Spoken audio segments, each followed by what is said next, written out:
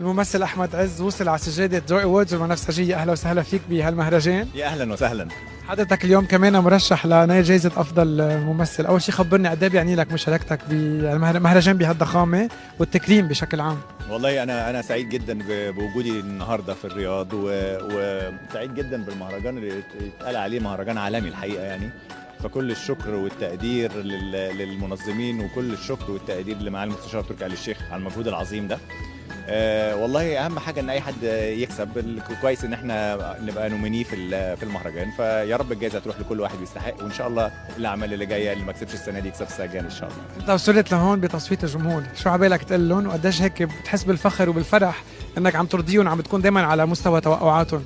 خلي بالك الفنان، ما هو الفنان الجمهور هو العامل الاساسي في ان هو يوديه في اماكن عاليه، وان هو يتابع افلامه. فهو احنا طبعا بنشتغل للجمهور ان احنا نعمل حاجات تسعده وترضيه وتبسطه. فانا فخور جدا بده، وربنا يقدرني افضل طول مسيرتي ان انا اقدم حاجات ترضي الناس وتسعدهم ان شاء الله. احنا بنتمنى لك التوفيق ونتمنى تطلع من هون مع الجائزه ان شاء الله. شكرا لك. انا جايزتي ان انا متواجد في مهرجان كبير زي ده، زي ما قلت لك في الاول هو مهرجان عالمي، فدي جايزه لكل الفنانين الحقيقه. شكرا لك، اهلا وسهلا فيك. شكرا.